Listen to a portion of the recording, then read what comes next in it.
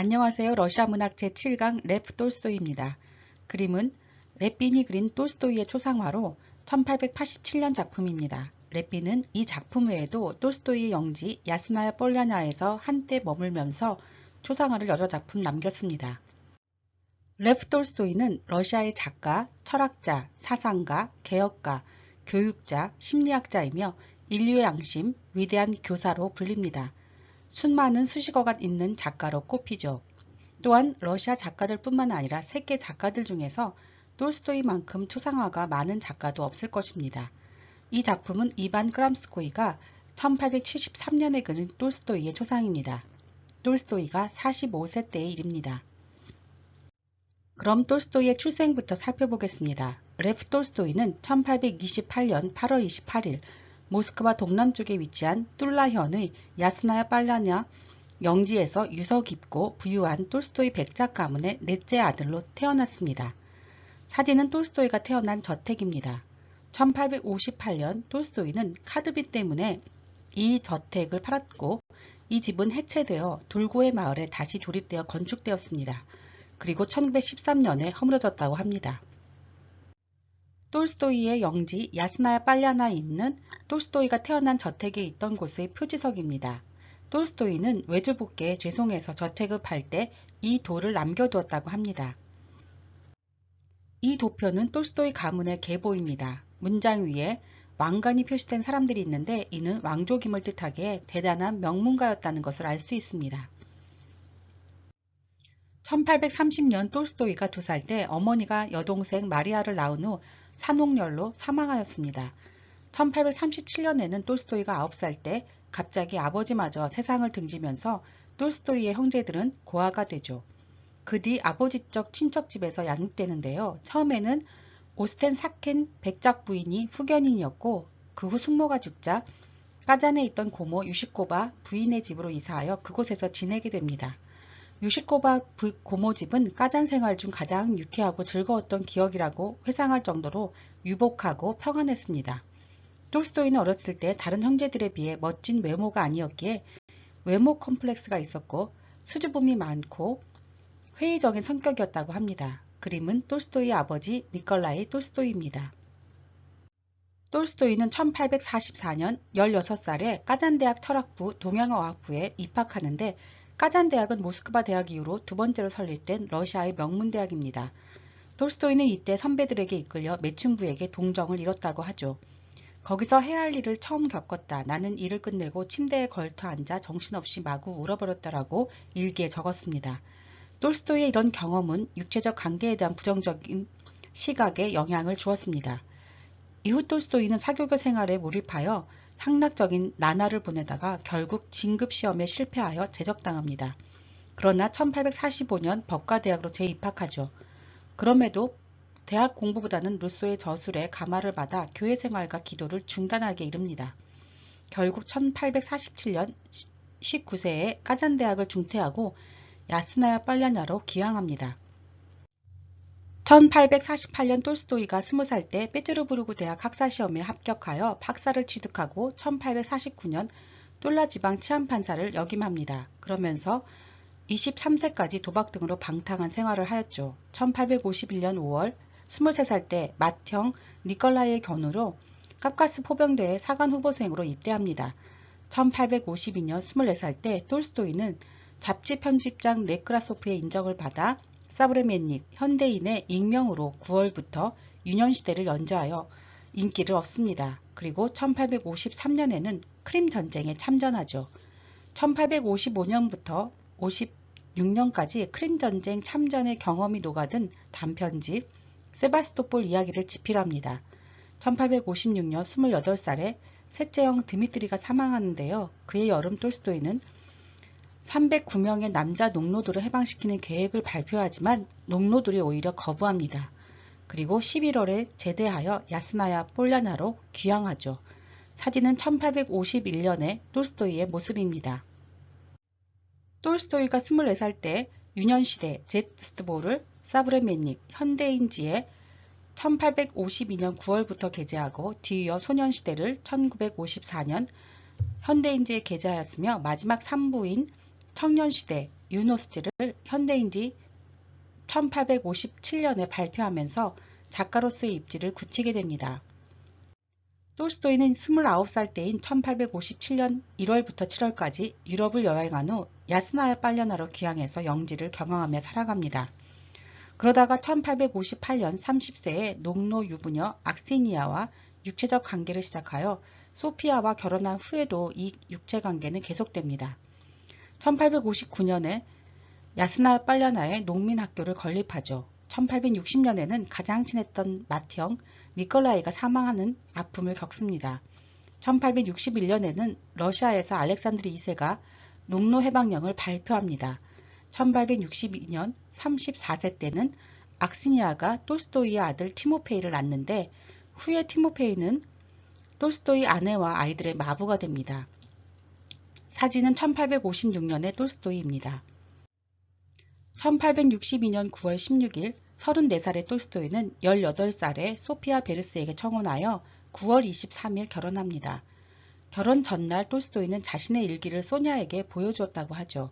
소피아는 적나라한 내용에 너무 놀라 결혼까지 망설였지만 어머니의 설득으로 결국 결혼합니다. 톨스토이의 장인 궁정의사 베르스에게는 딸이 셋이 있었습니다. 첫째 딸 엘리자베타는 공부는 많이 했으나 따분한 성격이었다고 하죠. 책과 화폐 변동에 관한 연구도 남겼습니다. 둘째 딸이 소피아로 톨스토이의 부인이 되었고 셋째 딸 타찌아나는 재능과 애교를 겸비한 아가씨로 나의 가정과 야스나야 폴라나에서의 나의 삶이란 저서를 남깁니다. 톨스토이 영지 야스나야 빨려나에 함께 거주하며 둘째 형 세르게이와 미묘한 관계였다고 하죠. 톨스토이 형 세르게이는 15년간이나 집시 처녀와 동거했지만 그 누구와도 정식 결혼을 하지 않았습니다. 당시 러시아에서는 인척혼이 금지되었는데 결국 타찌아나는 다른 남자와 결혼하죠. 톨스토이의 장인은 투르게네프의 어머니와 연인 관계로 스웨덴에서 딸까지 낳았습니다. 투르게네프 어머니의 주치의였던 인연에서 연인 관계로 발전한 것이었습니다. 게다가 톨스토이의 여동생 마리아는 결혼 후에 투르게네프를 사랑했었다고 하는데 투르게네프는 관심이 없었다고 하죠. 마리아는 이혼까지 하고 나서 나중에 다른 남자와의 사이에 혼외자를 낳지만 수도원에 들어가 생활합니다. 사진은 톨스토이 아내 소피아와 동생 타찌아나인데 1860년대의 모습입니다. 동그라미 친 여인이 소피아입니다. 1892년 야스나야 폴라나 정원의 톨스토이 가족입니다. 톨스토이는 소피아와의 사이에 아이들을 13명, 아들 9명, 딸 4명을 낳습니다. 그중 5명이 죽고 8명이 성장하였죠. 톨스토이는 유모를 두지 않고 소피아 베르스가 직접 아이들을 저주로 키우기로 바래서 소피아가 많은 고통을 받았다고 하죠. 소피아는 이렇게 고백했습니다. 나는 무슨 일에서든지 그이가 나보다 우수하다고 끊임없이 느끼고 있다. 나이, 교육, 지성, 인생 경험, 재능은 말할 것도 없다. 나는 정신적으로 그이에게 가까워지려고 열심이다. 비록 따라잡지 못하선 치더라도 그를 이해할 수 있을 만큼은 접근하고 싶다. 하지만 힘이 달린다. 이렇게 말이죠. 대작가 톨스토이의 아내로서의 고충이 느껴집니다. 신혼 시절 톨스토이에게 야스나야 빨려나로 신진 작가였던 솔로구프가 찾아가서 선생님은 정말로 행복하십니다. 선생님은 자신이 사랑하는 모든 것을 가지고 계십니다. 라고 말하자 아닐세, 내가 사랑하는 모든 것을 가지고 있는 것이 아니라 내가 가진 것을 사랑하고 있다네 라고 대답했던 일화는 유명합니다. 톨스토이는 아주 행복한 신혼을 보냈죠. 톨스토이는 1864년 36살에 전쟁과 평화 집필을 시작하여 1869년에 완성합니다. 이 작품을 위해 1867년에 조국전쟁, 즉 1812년 나폴레옹 전쟁 유적지인 보로지노를 직접 방문하기도 했습니다. 그리고 1873년에 45세에 안나 까레니나를 집필하기 시작하여 1877년에 완성하죠. 그 후 사상적 전환기를 걷고 소설을 쓰지 않겠다고 밝힙니다. 그리고 1879년 51세에 참회록을 집필하기 시작하여 1882년에 발표하죠. 안나 까레니나 톨스토이는 소설을 쓰지 않고 민담이나 우화, 그리고 논문 등을 집필합니다. 대표적으로 1881년 53세에 사람은 무엇으로 사는가라는 단편을 발표하죠. 사진은 전쟁과 평화의 표지입니다. 이 시기에 톨스토이는 체르트코프를 만나게 됩니다. 1883년 12월의 일입니다. 체르트코프는 빼지르부르크 세상층 출신으로 체호프의 조부가 이 가문의 농노였습니다. 체르트코프는 모스크바에서 톨스토이와 첫 만남 이후 톨스토이주의자가 되어 야스나야 빨라나로 가서 톨스토이와 함께 생활합니다. 그 후 둘의 관계는 제자와 스승의 관계를 넘어 비서이자 동업자, 서로 영향을 주고받는 관계로 발전합니다. 1885년 체르트코프는 톨스토이와 중개 바스레드닉 출판사를 차립니다.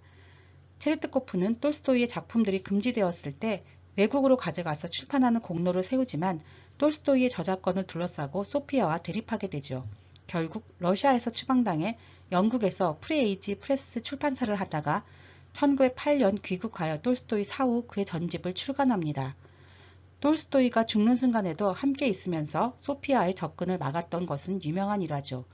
사진은 1909년 3월 29일 야스나야 빨라나에서 찍은 체르트코프와 톨스토이입니다. 그림은 1884년 니콜라이 게가 그린 집필 중인 톨스토이의 초상화입니다. 1885년 57세의 톨스토이 아내 소피아가 모스크바 저택 한쪽에다 출판사를 설치하면서 저작권 문제로 체르트코프와의 갈등이 더욱 심화됩니다. 그럼에도 불구하고 톨스토이는 1886년 58세에 희곡 어둠의 힘을 출간하였지만 공연은 금지 처분되었다가 해제됩니다. 그리고 이 해에 이반 일리치의 죽음을 출간하죠. 톨스토이가 59세 때인 1887년 3월부터 육식을 금하고 채식주의자의 삶을 살아가기 시작합니다. 9월에는 소피아와 은혼식도 올리죠. 그리고 인생론을 출간하지만 발행 금지 처분을 받습니다. 톨스토이는 음주 반대 운동에 참여하기도 하였죠. 1888년 60세에는 담배를 끊었고 시립 하모브니키 초등학교 교사에 지원하였으나 거부당하는 일도 있었습니다. 1889년 61세에 톨스토이는 금연과 금연을 실천하고 육식을 하지 않으며 크로이처르 소나타를 출간하였지만 소피아로부터 이중적이라는 비난을 받았습니다. 사진은 톨스토이의 이반 일리치의 죽음의 표지입니다. 1896년 68세에 톨스토이는 단편 하지 무라트를 집필하기 시작하여 1904년에 완성하지만 니콜라이 1세에 대한 노골적 표현 등으로 톨스토이 사후에 발표됩니다. 1898년 70세에는 탄생 70주년을 기념하였고 아들 세르게이가 두호보르 즉 정교의 분리파 교도 2000명을 도와 그들을 캐나다로 이주시키는 일을 감행하는데요. 이 자금을 마련하기 위해 톨스토이는 부활을 집필했습니다. 1899년 71세에 릴케를 만나게 되고 부활을 발표합니다. 처음 제목은 코니의 이야기였지만 부활로 발표되죠. 연재 당시 파스테르나크의 아버지 레오니드 파스테르나크가 사파를 그렸습니다. 이 그림이 파스테르나크의 아버지 레오니드 파스테르나크가 그린 부활의 사파입니다. 카투샤를 그린 것이죠. 1901년 2월 22일 73세의 부활 내용 때문에 정교회로부터 파문을 당하는데 2010년 탄생 100주년 때 파문 철회 요청을 하였지만 거부당하여 톨스토이는 아직까지도 파문당한 신분을 유지하고 있습니다. 이 사진은 고리끼와 만남을 찍은 것으로 1900년 1월 13일 고리끼가 야스나야 빨라나를 방문했을 때의 일입니다. 톨스토이는 73세 때 건강이 악화되어 1901년 9월 크림 지역으로 요양을 갑니다. 이듬해 6월까지 이 지역에 체류하면서 가스프라, 얄타, 오란다, 세바스토폴 등에 머무르는데 이때 체호프와 고리끼를 만납니다. 셋이 찍은 사진이 보이는 사진입니다. 이때 톨스토이는 제1회 노벨상 수상 추천을 받았으나 탈락되었다고 하죠. 1905년 1월 22일 러시아에서는 피에이로의 사건이 발생하면서 제1차 혁명이 촉발됩니다. 톨스토이는 1908년 러시아 사형제도와 처형에 반대하여 나는 더 이상 침묵할 수 없다를 집필하였죠. 이 사진은 체호프와 톨스토이가 1901년 크림의 가스프라에서 만났을 때 찍은 사진입니다. 컬러 사진은 1908년 5월 야스나야 빨라나 벤치에 앉은 톨스토이의 모습입니다. 프로쿠디니 고르시키가 촬영한 것이죠. 톨스토이는 1910년 9월 23일 82세의 결혼 48주년일 때 기념식도 하고 사진 촬영도 합니다. 그러나 5일 뒤인 9월 28일 새벽 3시에 가출 채비를 하여 5시에 막내딸 알렉산드라에게만 알리고 주치의와 함께 집을 나섭니다. 여동생 마리아가 있는 수도원으로 향한다는 생각이었죠. 그러나 1910년 10월 31일 건강이 악화되어 랴잔 우랄선 중간의 아스타포보역, 현재의 레프 톨스토이역에 하차하였습니다. 그리고 아스타포보 역사 관사인 한여방에서 머물게 되죠. 그러다가 11월 7일, 신역 11월 20일에 임종합니다.